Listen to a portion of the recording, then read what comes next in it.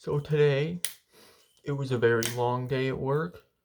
I got up, I went to work. It was busy. It was hot out. The whatever it's called was the trailer. It was muggy. All right. It was a long day, but guess what? It was my last day there. That's right. Yep. My last day working at that warehouse. This is a sparkling grape juice, by the way, because alcohol tastes like digestive acid, and I don't like it because I'm fancy.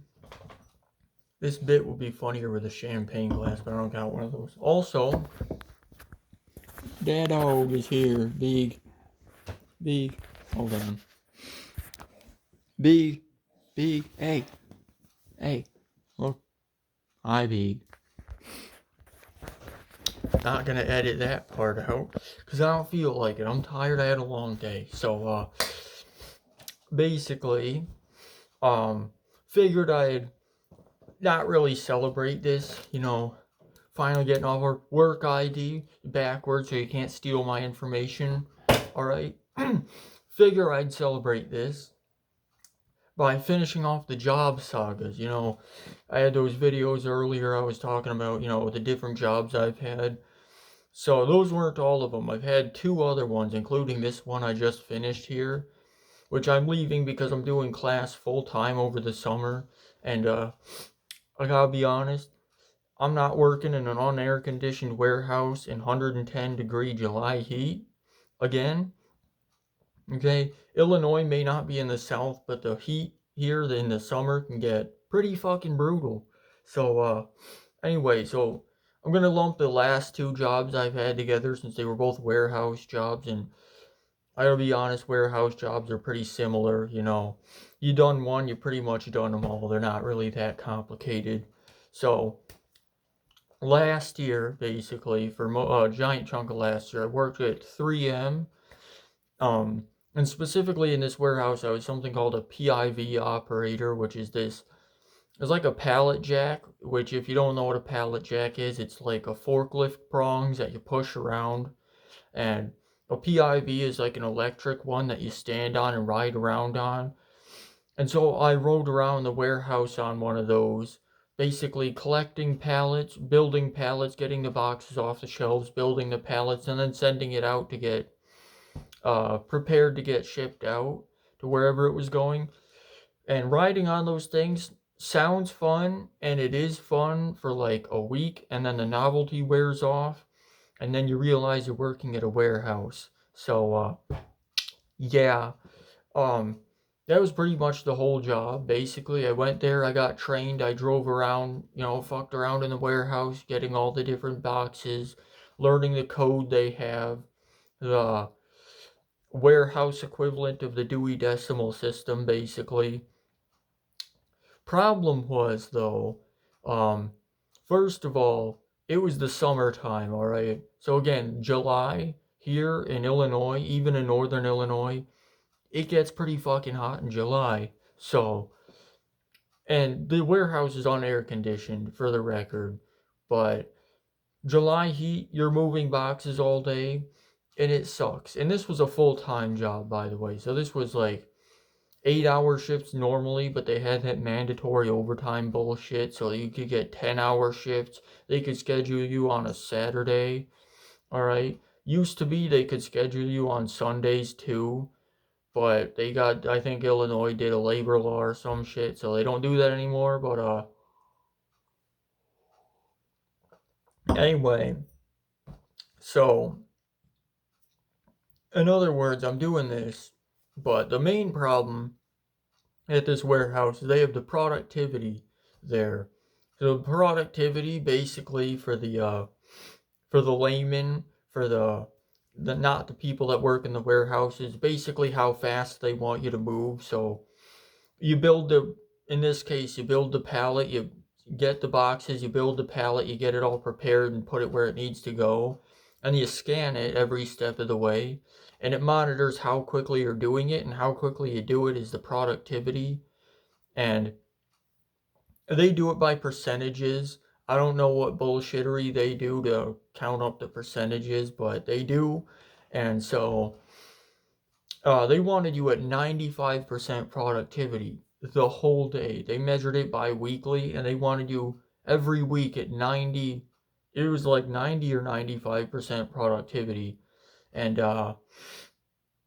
that is pretty fucking difficult to do. Um, which is kind of hard to put into terms how much that is, but uh, I wasn't able to do that. And I tried. I definitely tried to do it. Like, even in the heat, in the July heat, in the summer heat there, I still tried to get that productivity. They had a bit of a, like, probationary period after you start. So it's like 65 your first week, and then 75, and then 85, and then 95 for every week.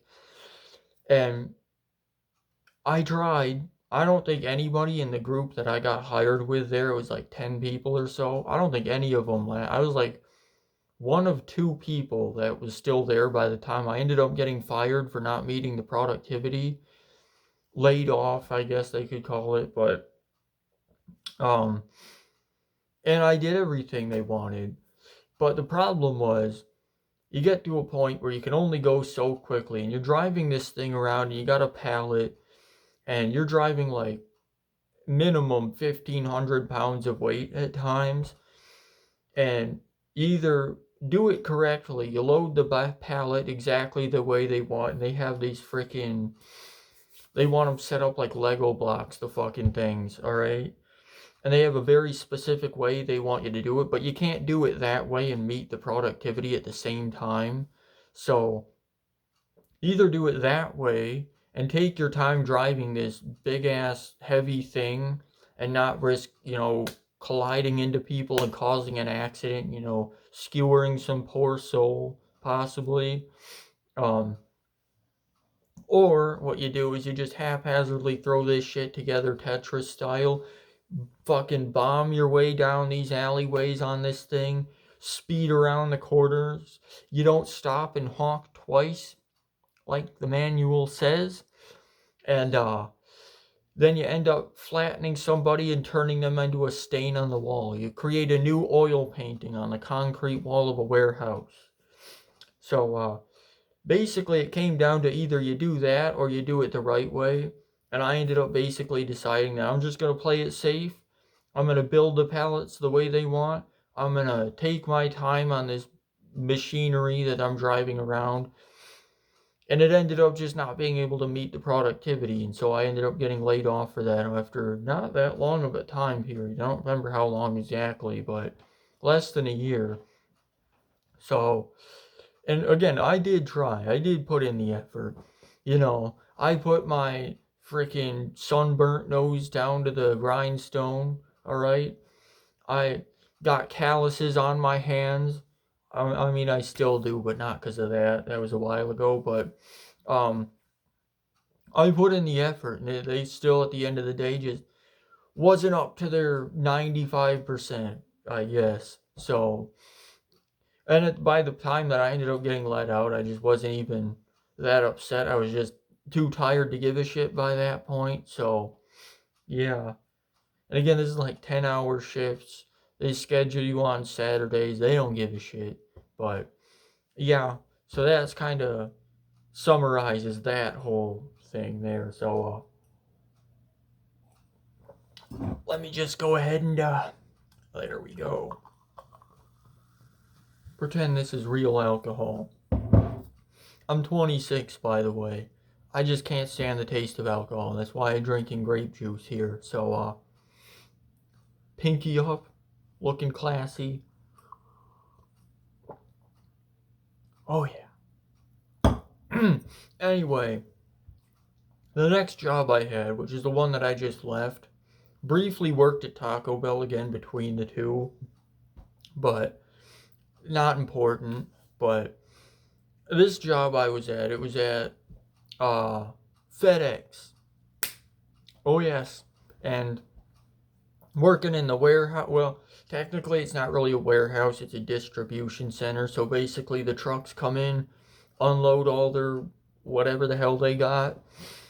It goes through the conveyor belts, the workers, they screw around with it, probably spitting on it and switching the labels around, giving it a couple of the old, making sure it gets nice and flattened by the time it gets to your house. It's FedEx, you know. What are they going to do, fire me now? It's all in good fun. If I ever need a job again, it's all in good fun. If I need to get hired again, all right, it's all in good fun. All right, we got no problems. I put in my 2 weeks notice. All right, I did it the right way. We're on good terms. All right, we're on good terms. Anyway, what I did in this place is after the boxes have gone through all their bullshittery and the conveyor belts and roller coaster riding through the fucking distribution center, they come down into the trailers where I worked at. And I basically just took the boxes and loaded up the trailers, and that was pretty much it. They come down the conveyor belt, I load them up. That's the whole thing. This one was only part-time because I was also doing college part-time over the winter semester. So, but yeah, gold from the bottle there. Anyway, so it was part-time, still exhausting, but only part-time, so there's that. Wasn't all that bad comparatively, definitely better than the 3M one, for sure, but still pretty frustrating. Not really a lot to talk about, it wasn't all that interesting. Met some nice people, that's kind of the whole thing. I did learn a few things there, though, namely that the way they want the boxes stacked in these trailers is complete bullshit, alright? Like, these supervisors and managers, they want it just stacked in like this. To be fair, it's probably some reason for that. Probably some faceless corporate fuckwit decided they wanted it that way. I don't know who made the decision, but listen, I'm an experienced Minecraft player, alright? I've been playing it since middle school. When I was in middle school, that's like 2010, alright? Olden days, alright? I'm an experienced Minecrafter. I know how to stack blocks, alright? Maybe not the right way, maybe not the way they want it done, but by God, I'll get those fucking boxes in that trailer, alright? So, that's kind of the whole job there. I will say, though, if you ever wondered why you get the whole meme online and the FedEx boxes, they show up at your house and they look like they got stepped on by an elephant, alright? They look like your one friend's mom sat on it, alright? You know the whole thing. And if you ever wonder why that is, well, there actually is a valid reason for that. So basically, when they come down the conveyor belts, off the conveyor belts, they go down this chute thing. And they go down at least like 2 stories off of this conveyor belt and come down to where the trailer is. And they go onto this, I don't know what they call it, some kind of fucking 3-letter acronym. It's basically like a roller, so it's a track with rollers on it. And some of these, the heavy ones, they'll come down at high speeds. And they come down onto this thing and they either, one, the corner gets caught on the rollers and it gets stuck and it causes a jam, which happens a lot because those roller tracks are fucking terrible and I hate them. And I tell you what, I probably did more damage to my knees whacking them on the corners of that thing than old age will do to it, alright? But anyway, so at the end of this track, the roller thing, which is inside the trailer, there's this metal wall that stops the boxes from flying off into the oblivion. And basically, sometimes when you get a rush and a ton of boxes are coming down, they'll come down at high speeds and just slam into that metal wall thing. And if you get a ton of them, they all come down at once. All right, I'm one person, all right? I can't just magically levitate dozens of hundreds of boxes off onto the wall there. So sometimes you get a ton of these boxes and they'll come down at high speeds. And right, one after the other, just run into each other, flatten each other up against this metal wall thing, and you get a ton. You can get hundreds of pounds of weight at times, probably even more than that, depending on what it is. But you get all this weight just cramming all these things right into each other. A lot of the times, if it's paper, especially paper's the worst fucking one. Having to move reams of paper, you wouldn't think that those are the heaviest ones, but they're up there. But the paper, especially when that comes down, it comes down at high speeds, and anything in the way, all right? If there's anything in the way, it's like it's like that one guy with diarrhea at a ball game. He's fucking plowing through that crowd to get to his destination, all right? All the other boxes in the way of this paper, they're off the track, all right? They're flying off onto the floor. And if they're on the end there, like if they're on the end where the metal wall is, flattened, all right? So I'm not really sure how you resolve that, except maybe having them come off the conveyor belt on a lower level so they're not going like 40 miles an hour down there. But um, that's part of the reason why, if your boxes ever get flattened and it shows up at your house and you ordered like, I don't know, some glass cups and they show up and it's in a fucking origami, all right? That's probably part of the reason. Some people might blame the drivers. They get out, the drivers will show up at your house and they'll just like fucking drop kick that shit onto your door. But the drivers for FedEx are all contracted workers. They don't actually work for FedEx, the company. Fun fact, the more you know. Don't know where they're contracting them from. They might just be plucking random losers off the street. No offense to the drivers. I'm sure it's a difficult job. Don't get me wrong, but I don't know where they're contracting from. So if the driver screws it up, technically they don't work for FedEx, I guess. If you take any, uh, I don't know. The more you know. The more you know. So.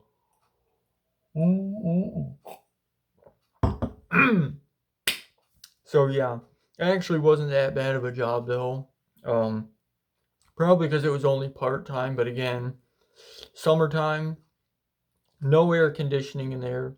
You're in a metal trailer, all right? Just even today, it was only like 80 degrees out, and it was still hot as all shit in there. And you're sweating, making it humid in there. There is a fan pointed in there, but it's a fan. It kind of does fuck all when it's just blowing the hot air back into the trailer, and you're getting no circulation. So, um, again, I'm not doing that in July. Last year I did that in the 3M warehouse in July, and I wasn't even in the trailer. I can only imagine, all right, what kind of hellfire it would be like to sit in those trailers and move boxes all day, and heavy lawn care equipment that they're shipping in the summertime in a steel trailer in the dead of summer, all right. I can only imagine that it's like, I don't know what kind of analogy. I was going to make an analogy about one of Satan's body parts. Doesn't come to mind right now. I'm tired. Apologies. I'll do better. All right. Um, Something about Satan and his butt. I was gonna make a joke there. I don't know. Anyway, the point is, um, I got out at the right time. It's getting hot. I don't want to be a part of that. All right. I'm doing college full time. That's actually the real reason now. But yeah. So as of right now, though, I'm just gonna be chilling until the summer semester starts in like I don't know, 2 weeks I think. So probably a little less than that. But yeah, son, getting a mini vacation. It doesn't happen often, but by God, by the gods, it does happen. So.